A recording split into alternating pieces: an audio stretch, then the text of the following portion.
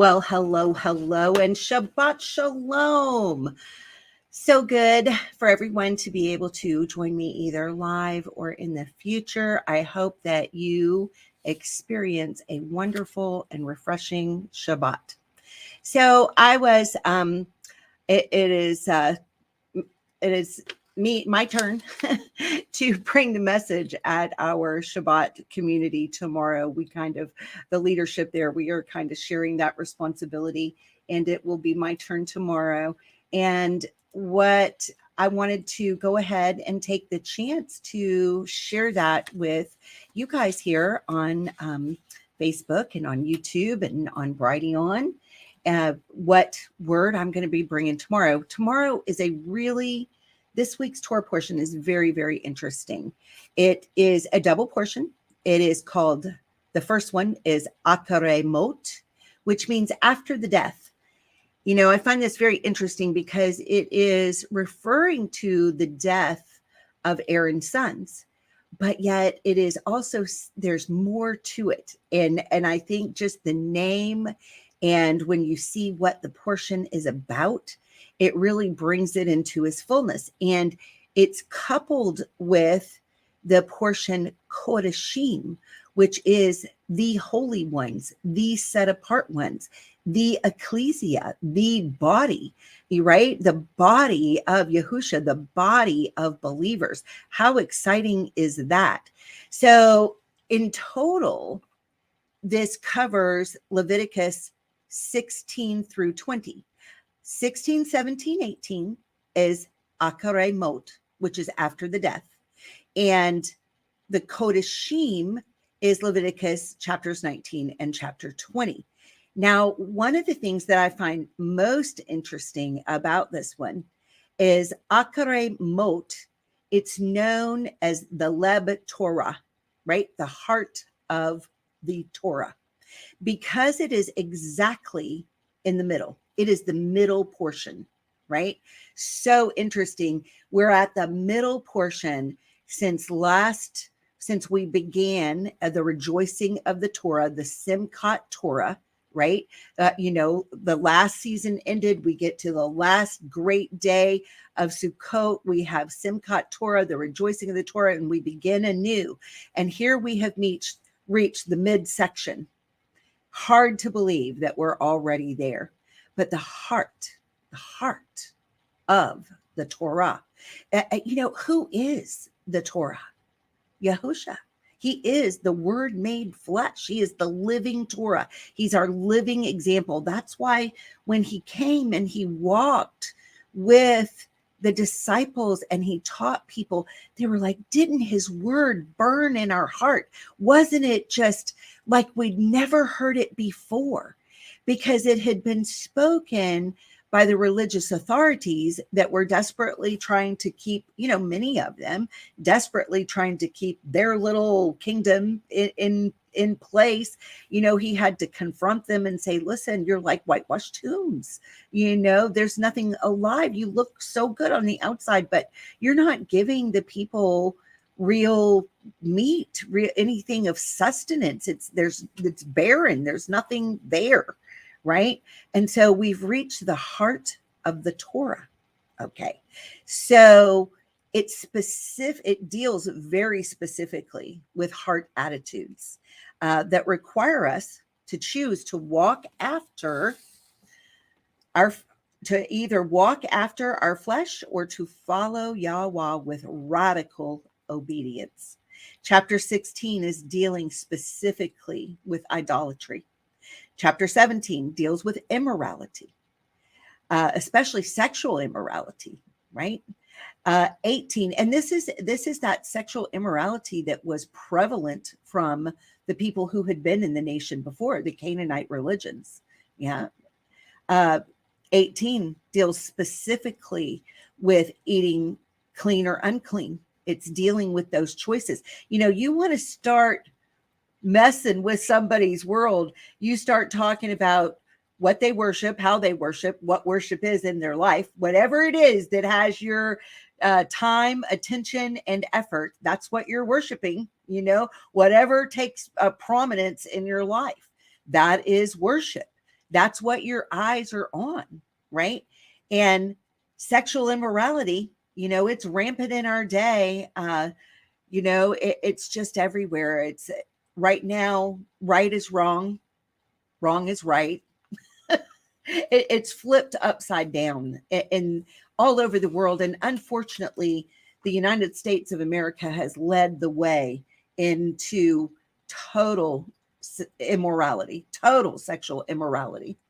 It's very sad to me that this once great country, this is where we're at. And then, so you want to start messing with, what's right and what's wrong and what's okay and what isn't, right? and you're a hater. Suddenly you're a hater in this culture, right? And then 18 deals with food. Try taking away somebody's pork chop. It doesn't go well. Take away that Easter ham and those big fat yeast rolls and give them some unleavened bread and see how far you get sometimes, right? So, I mean, you want to start throwing down a fight, bring up how we worship, what days we worship on, deal with idolatry and the holidays that are celebrated in this country and say, perhaps we should be doing what the scriptures actually say and worshiping the feast of Yahweh, not the feast of the Jews, the feast of Yahweh, right? And you're going to start a fight real quick. All right.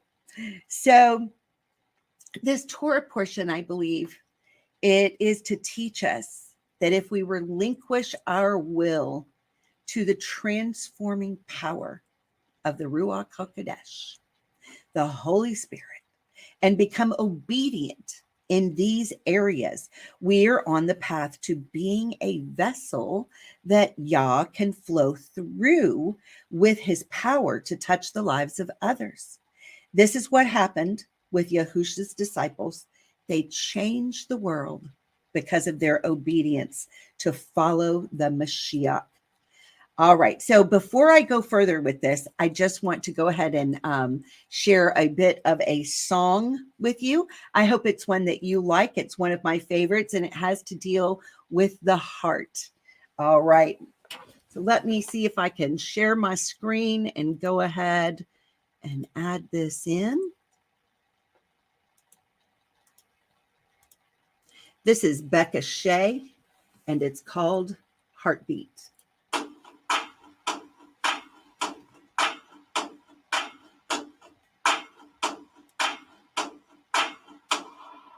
And hair's blood has ransomed people for God. From every tribe and language, people, every nation.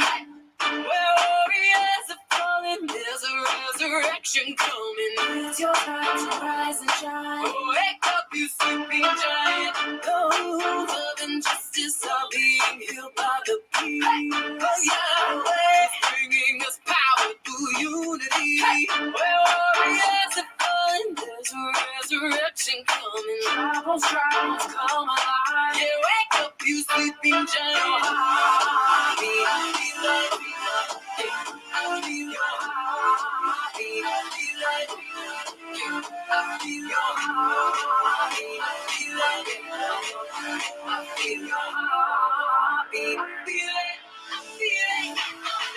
Yes, you are. Bring us together. We cry. Yes, you are. Bring us together. We cry. Yes, you are. Bring us together. We cry. Out your heartbeat, oh, your heartbeat. All right, I'm going to go ahead and stop it there. One of the things that I love is that our congregation, we basically kind of have started a dance team, and this is one of our songs. We love that song, and it's so fun. The kids have a blast getting out with that one, right? I think that I've watched in the Torah community for a long time that a whole lot of our kids know a whole lot about keeping the Sabbath and, what the feasts are and all kinds of things. But we have left off a lot of teaching of truly power through unity and loving one another. And what is the heartbeat of the Torah? If it's not Psalm 133, that we would come together, and it would be like oil dripping down on the beard of Aaron, falling onto all the people, and that we would learn how to get along. I don't know how everybody thinks that the dry bones, right? These dry, dusty bones are going to come back together and come back to life without some love and some power and some unity and some being willing to get along with one another, and not constantly stabbing each other at the back and calling each other on the carpet about this and about that because it's not particularly your flavor, right? I mean, we got to get past it. All right. So let's go into a little bit of teaching about this. So Leviticus 16 literally is a teaching about Yom Kippur, right? The Day of Atonement. It's the high priest. Who is our high priest, right? Yahusha. He is the high priest going before our Creator to intercede on our behalf for all of our failures and shortcomings. A picture of what Yahusha has done for us. In Philippians chapter 3, Paul gives an account of his religious credentials. In verse 7, he begins to tell us that he once put great value on these credentials, but after he had an encounter with the risen Yahusha on the road to Damascus, right, the things changed for him. So I wanted to share just a little bit of that story for us. Let me see if I can bring that up.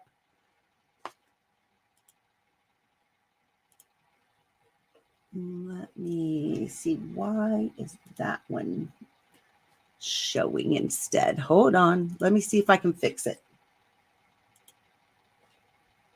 I'll get rid of that. And I'll bring up that. And now let me see.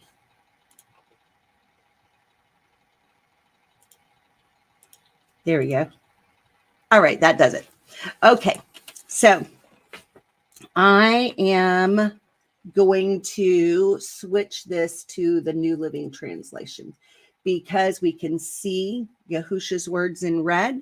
And sometimes when I'm just trying to get the flavor of a story, I use lots of different translations for lots of different reasons. You can see up here on my eSword, there's all kinds that I really like. Sometimes I like to look at the Hebrew itself. Sometimes I'm looking at the King James. Sometimes I'm looking at the, KJV 1811, the Sefer, I just like a lot of different translations so that I can get into the meat of things. Okay. So let's just go ahead and read through here. We're going to read through verse 9. We're in Acts 9, reading 1 through 9. It says, meanwhile, Saul was uttering threats with every breath and was eager to kill Yahweh's followers. So he went to the high priest. He requested letters addressed to the synagogues in Damascus, asking for their cooperation in the arrest of any followers of the way. He found there. He wanted to bring them, both men and women, back to Jerusalem in chains. As he was approaching Damascus on this mission, a light from heaven suddenly shone down around him. He fell to the ground and heard a voice saying to him, Shaul, Shaul, why are you persecuting me? Who are you, Adonai? Shaul asked, and the voice replied, I am Yahusha, the one you are persecuting. Now get up and go into the city, and you will be told what you must do. The men with Shaul stood speechless, for they heard the sound of someone's voice, but saw no one. Shaul picked himself up off the ground, but when he opened his eyes, he was blind.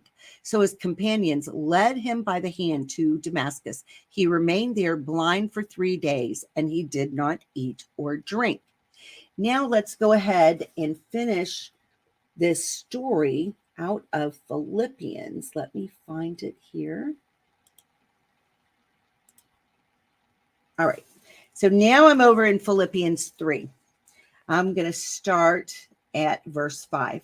This is where Paul is giving his credentials, if you will. right? I was circumcised when I was 8 days old. I am a pure-blooded citizen of Yasharel and a member of the tribe of Benjamin, a real Ivrit, if there ever was one. I was a member of the Pharisees who demand the strictest obedience to the Judaic law. I was so zealous that I harshly persecuted the church. And as for righteousness, I obeyed the Torah without fault. Now, it's so funny to see that even written because we know that there's none, not one, right? Who is righteous. But this is what we're seeing in the words here, right? I once thought these things were valuable, but now I consider them worthless because of what Yahusha has done. Yes, everything else is worthless when compared with the infinite value of knowing Yahusha HaMashiach, my Adonai. For his sake, I have discarded everything else, counting it all as garbage so that I could gain Yeshua and become one with him.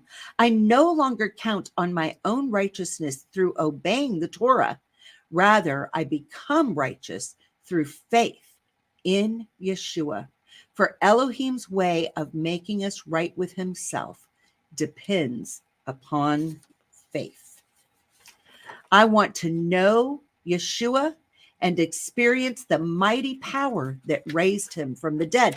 I want to suffer with him, sharing in his death, so that one way or another, I will experience the resurrection from the dead.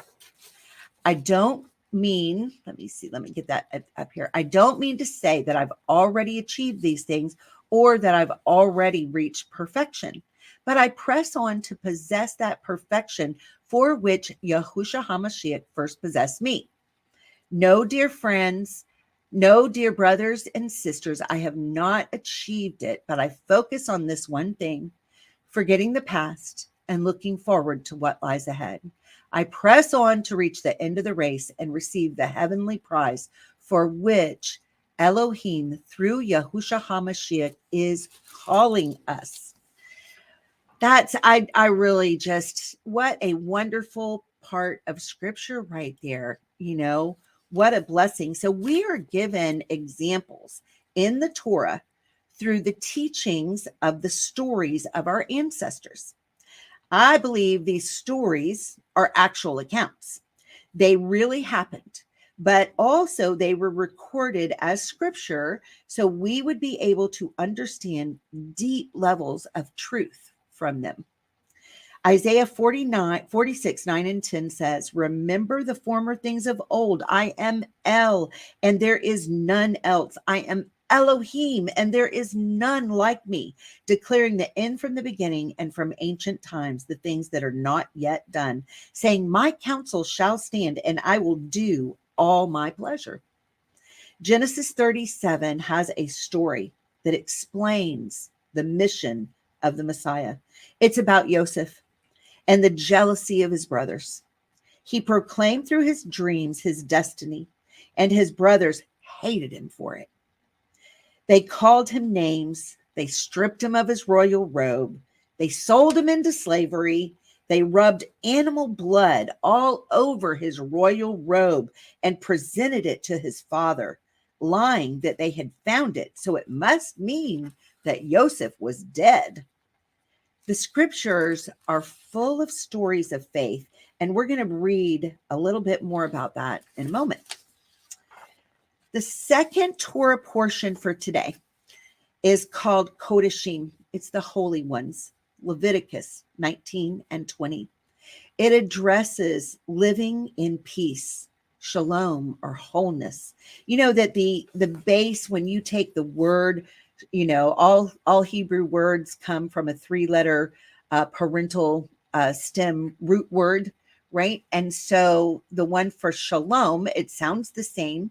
It just has the vav, it's missing the vav, and it's a shen, a lamed, and a mem.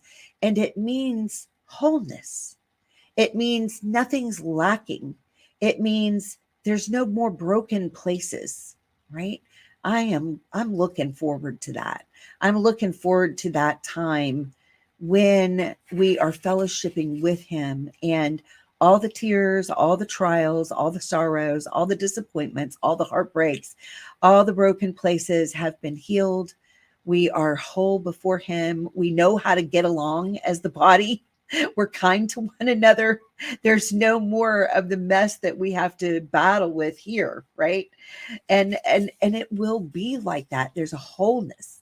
So the word shalom is wholeness, and it really is indicative of living an obedient life to Yah and being people that are generous and compassionate.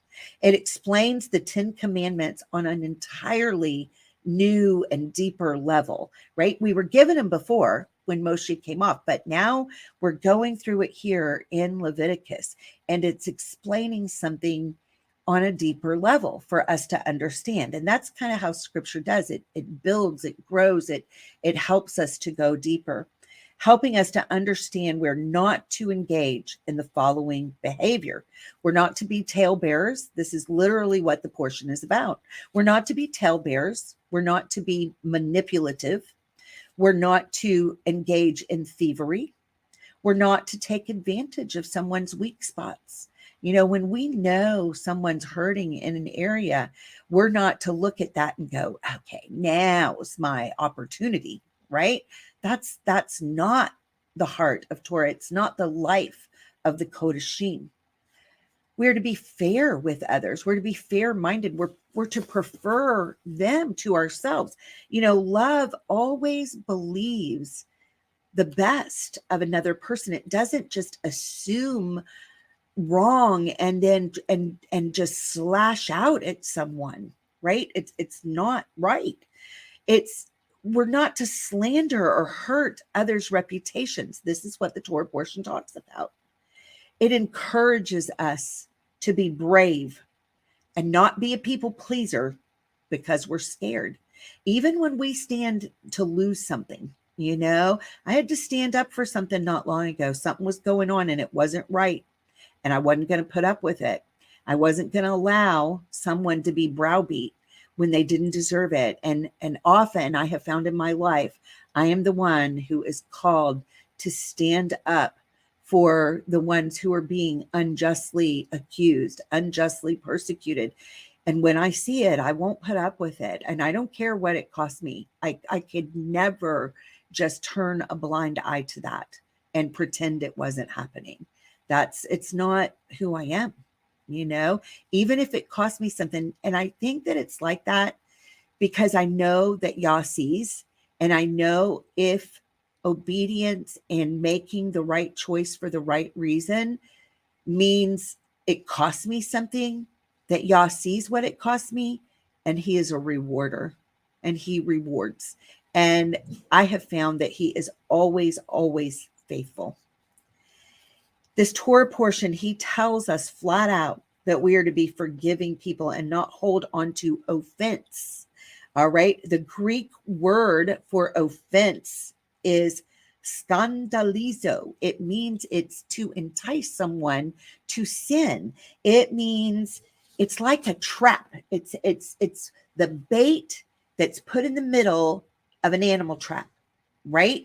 You know, and we're not to do that. We're not, if we get offended, what's really happening is the enemy has laid a trap for us, and that offense is the bait.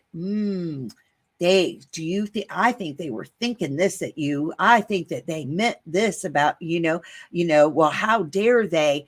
All that stuff, that stuff is stuff that the enemy stirs up in people's thoughts, and he uses it as bait in a trap because he desires nothing more than to clamp down on you and get you stuck in that place and make you ineffective in Yah's kingdom, right? Because once you take that bait and you decide you're going to be offended at someone, and you may call it hurt, you may say, oh, well, they just hurt me, they just hurt my feelings. It's offense. All right. It's not being hurt. It's being offended.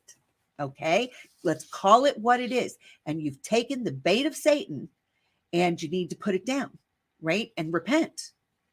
Okay. Another really important admonition that I see in this Torah portion is that we are not to mingle and mix the seed. This is such an important concept. And I so wish people understood this. And I think that our believers, in mass, don't necessarily understand the significance of this because they have not studied Torah. The mainstream churches said, that was done with. We don't need to understand that. But when we don't understand the beginning of the book, then we don't understand the significance of how things work in Yah's kingdom. Okay. And the seed, this is why people are going along with GMO food and CRISPR technology and DNA manipulation. And we'll just give you a bionic arm. And, it's okay to take somebody else's organ into your body or have a blood transfusion. If we understood that the life is in the blood, that person's essence, and you don't know whose blood you're getting, right? You may be getting, that may have been drained from a serial killer, you don't know. You don't know, but there's energy and power and life essence in it. And these things transfer, and we're not to do these things. All right. This Torah portion also explains very, very clearly that your bloodline is not what saves you. It is faith. Leviticus 19:33 and 34. Do not take advantage of foreigners who live among you in your land. Treat them like native-born Israelites and love them as you love yourself. Remember that you were once foreigners living in the land of Mitzrayim, the land of Egypt. I am Yahweh, your Elohim, right?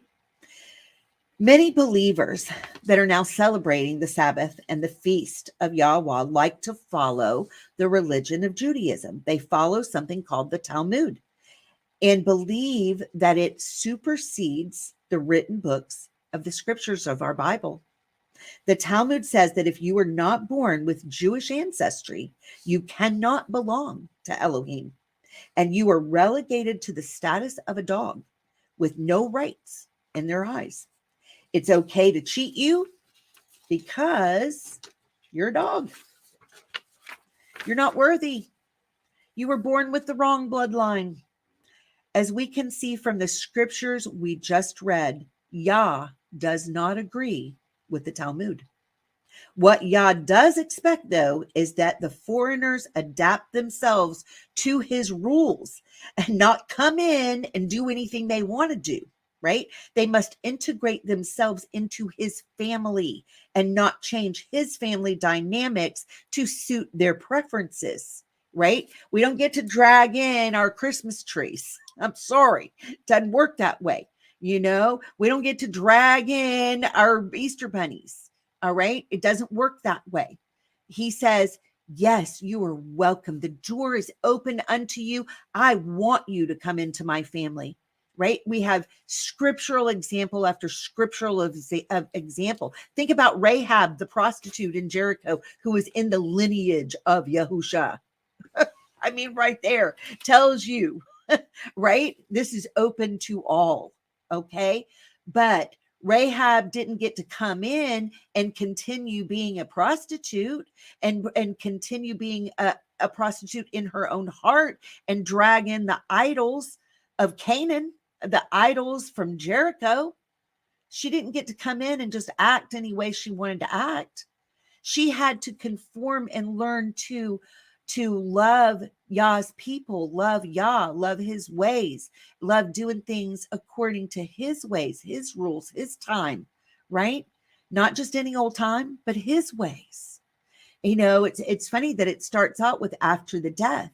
What caused the death of Aaron's sons? We found out the Torah portion before. They brought in strange fire. They brought strange fire in. and they died immediately. They did it their way. And he said, no, you cannot do that. You're going to have to do it my way. I welcome you, but you will do it my way. And so here is what we're told in Leviticus 20, verses 1 and the first part of verse 2. Yahweh said to Moshe, give the people of Yasharel these instructions, which apply both to native Israelites and to the foreigners living in Israel. And this is what he told them. No child sacrifice, no consulting with mediums or conjuring up spirits of the dead. It means it is not okay to go lay on a grave to soul suck what you can out of the grave of what you considered a great prophet in the faith. I'm sorry, Bethel Church, but that is not okay. That is necromancy. That has nothing to do with Yah or his kingdom. He says we are not to dishonor our mother or father. Now, that's really hard for a lot of people in this day and age. And I want to tell you something. If you're a victim of abuse, of child abuse from your mother, your father, your family, let me give you this one picture. You would not exist except for the union of your mother and father, right? If they had not come together and that spark of life. So no matter what they got wrong, the one thing they got right was you, because you are the result of the union of your mother and father. To honor that union, that spark of life, is to say, Father, thank you for giving me life. Sometimes our heart can hurt so bad from the traumatic things from the past that people, I mean, literally, sometimes people, years ago, when I first came to faith in the 90s, early 90s, people would give me books about, the Father, Yah is the Father, and developing that relationship with the Father. I would literally just about throw them across the room because I had so many wounds and so many hurt places. And for anybody to tell me that I needed to follow the commandments of honoring my mother and father was going to trigger me right out of the chair, right out of the room, right out of my skin. It was hard because I had hurt places, that needed time and the balm of Yah's Ruach and good counselors and wisdom from others who had walked this path and knew how to bring the word in a way that soothed the wounded soul. So if that's where you're at, start with this. You wouldn't exist. Beautiful you would not exist without the union of your mother and father, right? Let's just start there. Keep it simple and see what Yah does with that.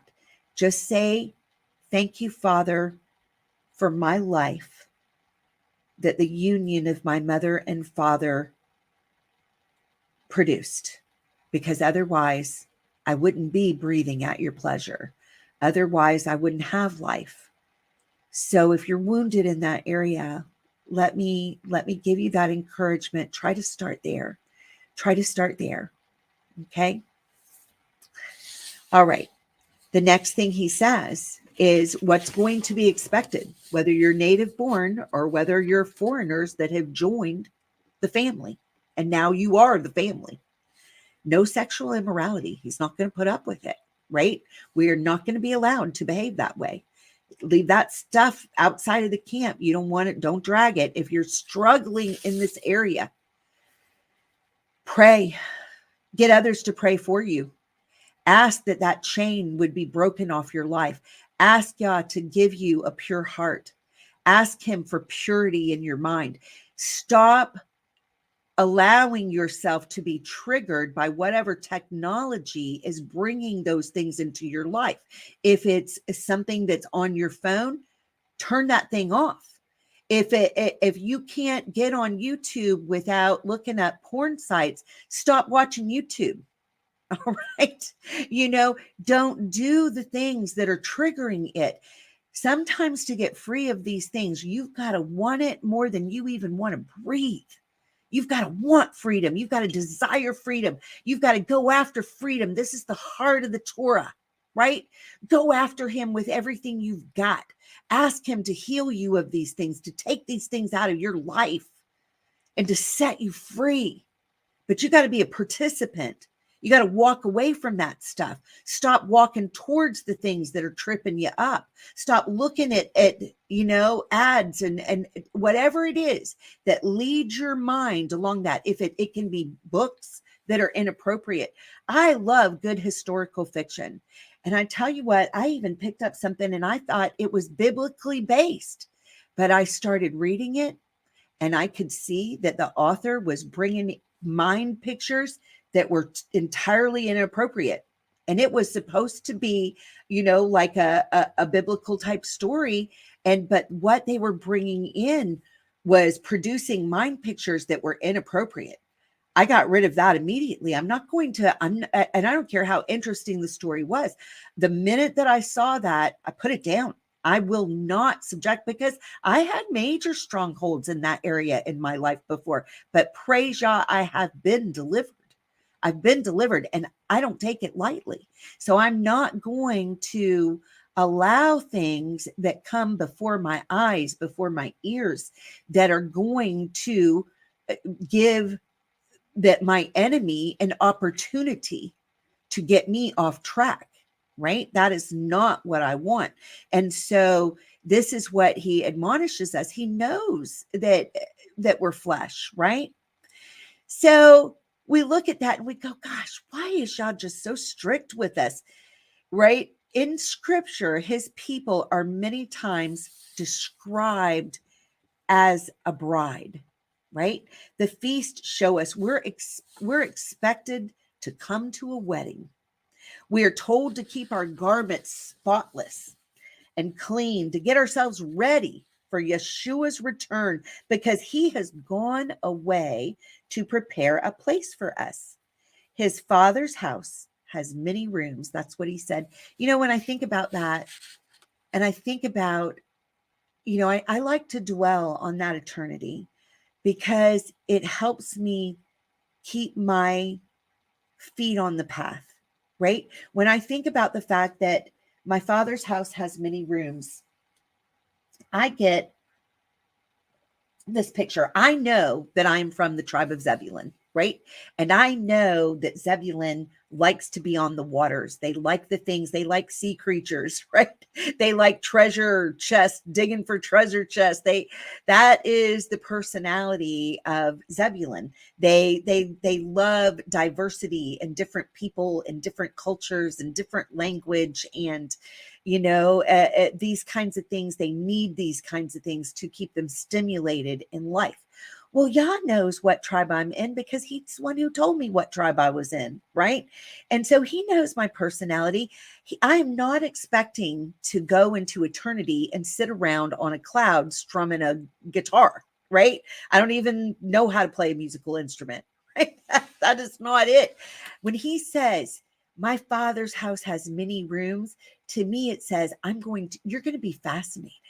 You're going to be fascinated by what you see, what you experience, the colors that you see for the first time, the music that you hear for the first time, the creatures that you see for the first time, the planets, the stars, the oceans, the depths, the secrets, all those things, these treasures that he has laid up for us. And I can't wait to feast on that. To get to experience that, even the menorah, the feast, all of it tell us a wedding is coming. The whole feast pattern is arranged in the form of an Ivrit wedding, right? The first fall feast, the courtship right? The courtship, he gave his life for us, right? And shows us that he is sinless. He conquers death, hell, the grave, all of our enemies, right? And shows his power. It's like he shows off, right? And so we've got those first three feasts. And so the bride becomes enamored with her bridegroom, right? And then we get to Shavuot, right? They came to the mountain and the mountain quaked and the voice was there and the ketubah was given, right? The 10 commandments, the ketubah, the promises of Yah. He says, I would that you choose life, right? There's life, there's death, but I want you to choose life because I've got great and glorious things for you ahead, right? But your job now is to wait faithfully, patiently, keep your garment clean, get your wedding dress in order, right? This is what he says, because when we get to the trumpet and Yom Kippur and the Feast of Ingathering, we're looking at the fulfillment of the wedding feast, right? The actual coming together of the bride and the bridegroom. This is what the feast are trying to tell us. And this is the analogy to it, right? So we are to expect a wedding. We are told to keep our garments spotless and clean, to get ourselves ready for Yahusha's return, because he's gone away to prepare a place for us. His Father's house has many rooms. This life we are living is just the test. It's not the end. Yahusha's not looking for a blushing bride that doesn't know anything, but a wife that has become of like nature and ability because she knows him, because she knows his word. His word is who he is. All right. He's looking for a wife of like nature and ability to be able to stand by his side, to come back with him as an army on the white horses and deal with the rebellious watchers who have wreaked havoc on this planet. The unseen realm is very real. We are being observed at all times by a great cloud of witnesses. And with that, I just wanted to share with you a little more about that. Let's look at how we go about this, of making the Torah come alive in our lives. I want to go to Hebrews 11. Let's read through this together. I am reading out of the New Living Translations. You will hear me interject my own personal pronoun preference. Use anything you like, but that's what I like. So that's what I do. Faith shows the reality of what we hope for. It is the evidence of things we cannot see. Through their faith, the people in the days of old earned a good reputation. By faith, we understand that the entire universe was formed at Elohim's command, that what we now see did not come from anything that can be seen. It was by faith that Abel brought a more acceptable offering to Elohim than Cain did. So what? They already knew the Torah, right? It was already there.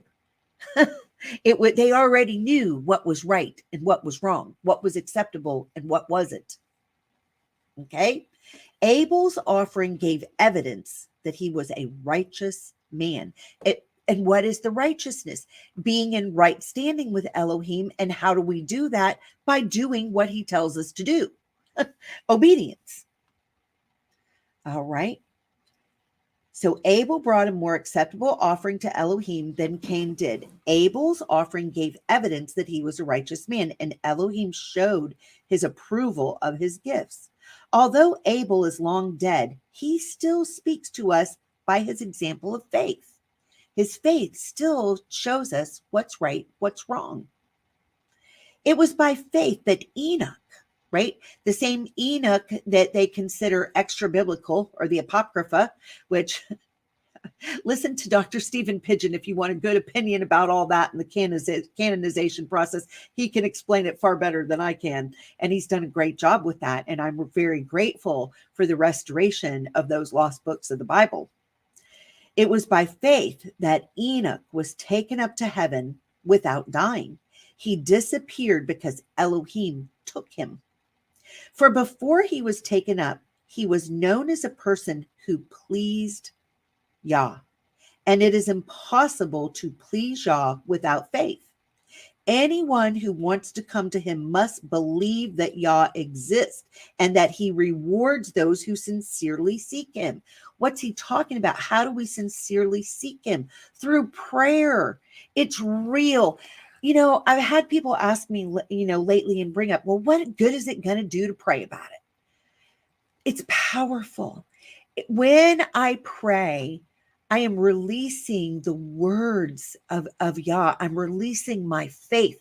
It goes out in sound waves. And it's the same reason that Yah said his word does not return unto him void, because it's energy. It changes things. This is why I understand energy medicine, why I can understand things like what, on a very small level, things like what Dr. Monzo does, who I'm getting ready to interview next week with Dr. Laura Sanger. Don't miss it. It's going to be great. But it's energy, right? It's living, it's active, it's powerful. His word, living, active, powerful than any two-edged sword, able to divide soul and spirit, right? Our mind, our will, our emotions from our ruach. Okay. It was by, and he rewards those who seek him in that way. And I love that. When we are sincere and we sincerely seek him, he knows, he sees, he cares. It was by faith that Noah built a large boat, the ark, right, to save his family from the flood. He obeyed Elohim, who warned him about things that had never happened before, right? The things that he was telling Noah, it's going to rain. What's rain? Right. By his faith, Noah condemned the rest of the world, and he received the righteousness that comes by faith. It was by faith that Abraham obeyed when Elohim called him to leave home and go to another land that Elohim would give him as his inheritance, right? He called him out of of the Kasdim, the sorcerers, Nimrod's land. His father, we know from the book of Jasher, was an employee of Nimrod, right? And so Abraham, by faith, walked away from all that to a dry desert place that he knew not, right? But he believed Elohim, and Elohim accounted it as righteousness unto him. He went without knowing where he was going. And even when he reached the land Elohim promised him, he lived there by faith, for he was like a foreigner living in tents in the midst of the land of the giants and the Nephilim spirits, right? And and so did Isaac and Yaakov, who inherited the same promise. Abraham was confidently looking forward to a city with eternal foundations, a city designed and built by Elohim. It was by faith that even Sarah was able to have a child, though she was barren and was too old. She believed that Elohim would keep his promise. And so a whole nation came from this one man who was as good as dead. He was 100 years old. Have you ever wondered why we were given the parable? Some 100-fold, some 60-fold, some 30-fold for the reproducing of fruit. Abraham was 100 years old. Isaac was 60. Abraham was 100 when he had Isaac. There was his fruit. Isaac was 60 when he had Yaakov. Then it kind of skips over a generation, goes to Joseph, who was 30, right? An example of Yahusha. Some 30, some 60, some 100-fold, right? Okay. And so a whole nation came from this one man who was as good as dead, a nation with so many people that, like the stars in the sky and the sand on the seashore, there is no way to count them. All these people died still believing what Elohim had promised them. They did not receive what was promised, but they saw it all from a distance and welcomed it. Welcomed it. Let it be so, y'all. Let it be so. Right? They agreed that they were foreigners and nomads here on earth. Obviously, people who say such things are looking forward to a country they can call their own. Who doesn't want a homeland? If they had longed for the country they came from, they would have gone back. But they were looking for a better place, a heavenly homeland. This is why Elohim is not ashamed to be called their Elohim, for he has prepared a city for them. It was by faith that Abraham offered Isaac as a sacrifice when Elohim was testing him. Abraham, who had received Elohim's promises, was ready to sacrifice his only son, Isaac, even though Elohim had told him, Isaac is the son through whom your descendants will be counted. You know, it's very interesting that Abraham had 8 sons, you know, but all of them, only one of them was called the son of promise, the seed of promise, and that was Isaac. Abraham reasoned that if Isaac died, Elohim was able to bring him back to life again. And in a sense, Abraham did receive his son back from the dead. Welcome, Shantae. Glad you were able to join me tonight. It was by faith that Isaac promised blessings for the future to his sons, Yaakov and Esau. It was by faith that Yaakov, when he was old and dying, blessed each of Joseph's sons and bowed in worship as he leaned on his staff. You know, that is such an interesting story because Joseph tried to correct him. Oh, you're getting it wrong. You're getting it wrong, because he crossed his hands because he knew who was supposed to be in the seed line.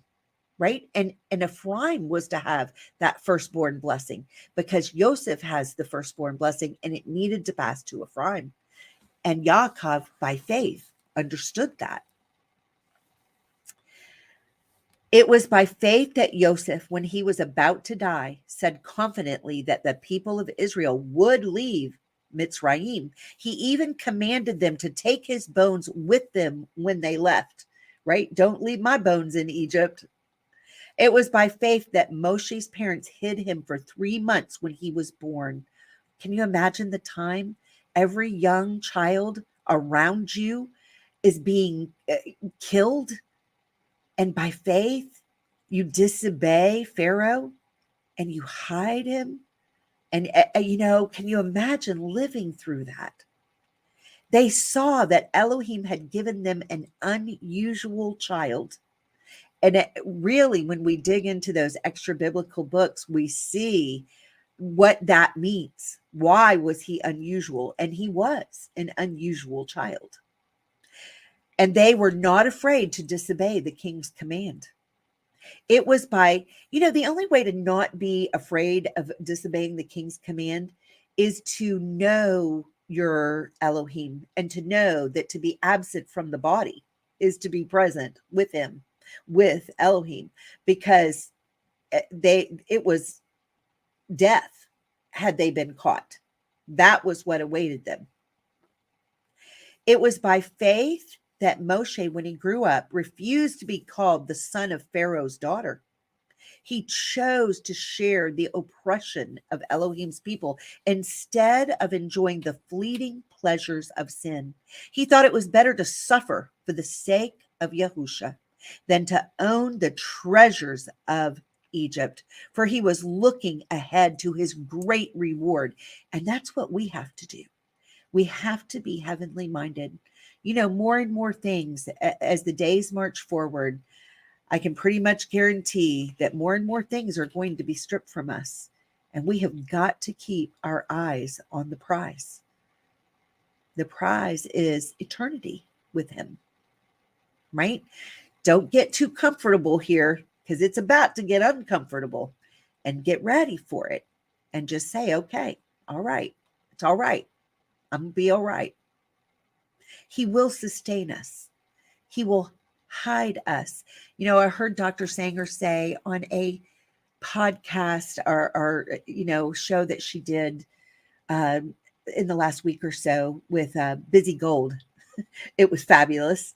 And she said that to be safe from the enemy, run into Yah's presence, because the enemy can't find us there. It's like the picture, it really just kind of opened my understanding, it clicked it another notch open. And I thought about that. When I am enveloped by Yah's presence, his glory, right? It's described as, it's kavod, right? His presence is kavod. It's weighty, it's glory, it's the cloud. It's the cloud of the pillar of cloud by day and fire by night. And it hid all of Yasharel from Pharaoh's army as they were coming against them. They couldn't see them for the cloud, right? They were in Yah's presence.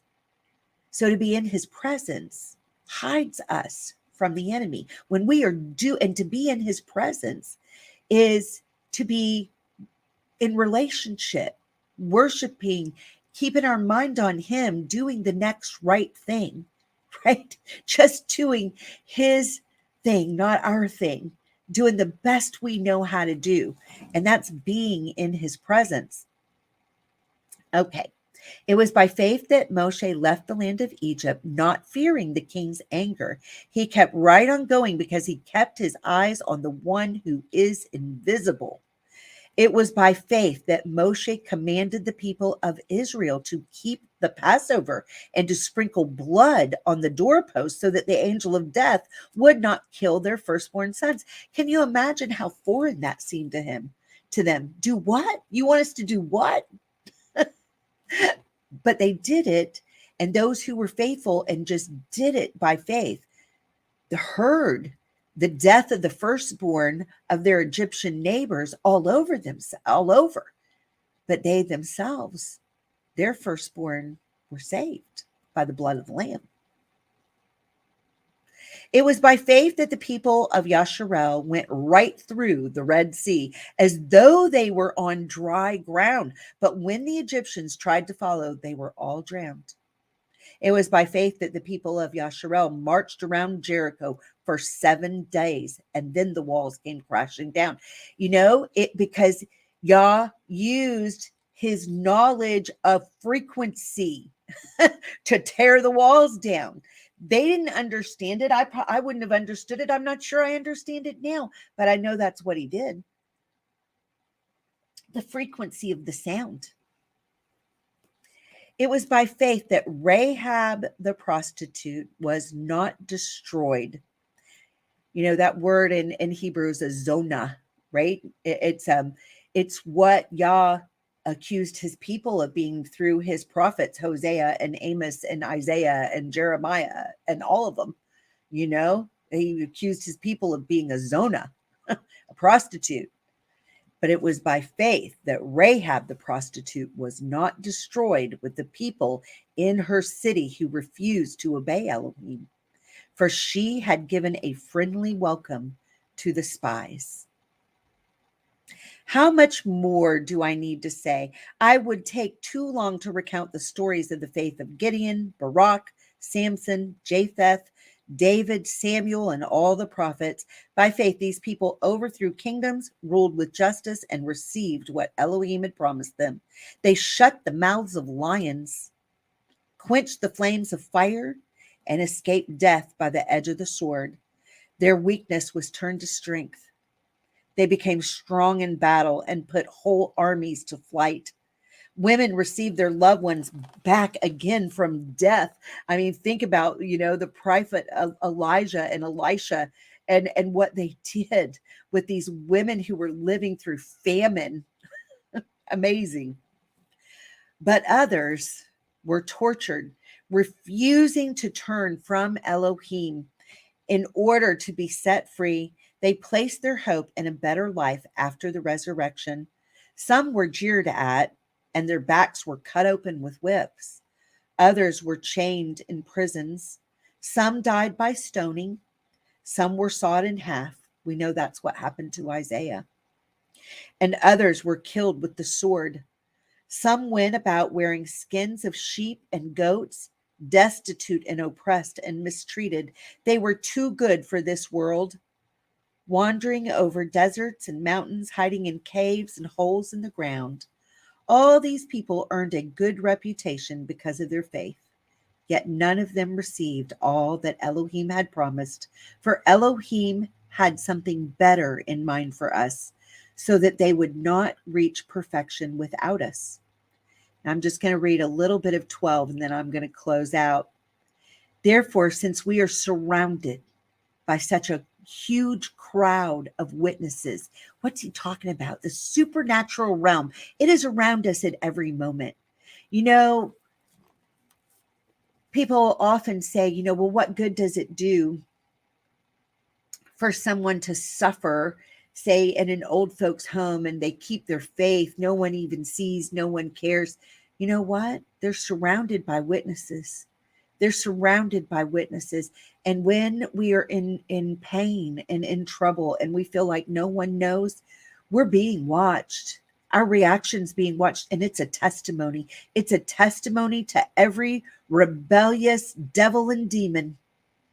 It's a testimony of what their future holds when we will not refuse to give up our hope and our love and our worship towards our Elohim, no matter what our flesh is going through.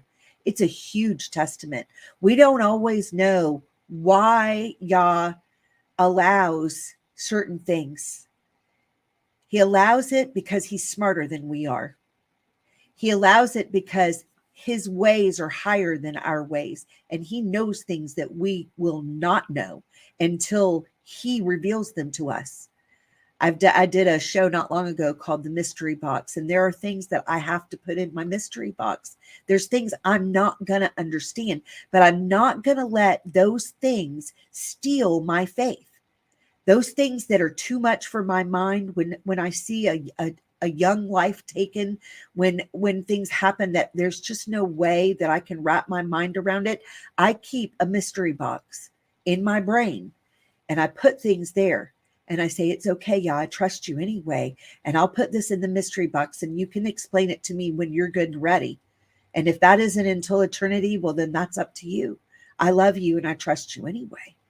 And I'm not going to let the devil use this to steal my faith, even though it hurts, even though I don't understand, even though I'm grieving, right? I'm not going to let that happen. Mystery box is a valuable tool. If you haven't watched that, go to my Mercy Poured Forth playlist and look for one entitled The Mystery Box. It was a really good teaching and it's a valuable tool.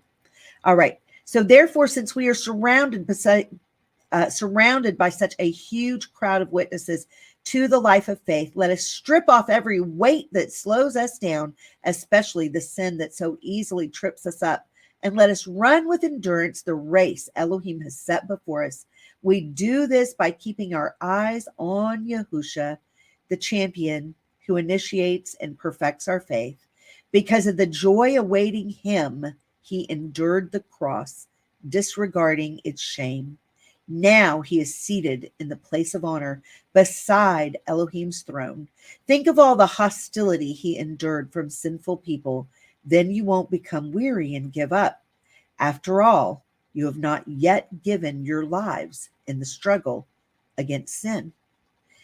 You know, oftentimes when we experience things that seem unfair, we want to cry, not fair, not fair, not fair, not fair, right? And our heart cries that out. Was it fair that Yahusha got on the cross to pay for my sin or your sin? There wasn't anything fair about it.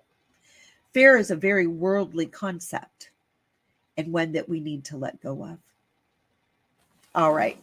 All right. Well, I hope you guys, thank you for being with me. I hope this has been a blessing to you, whether you were able to listen to it live or whether you're listening to it in the future.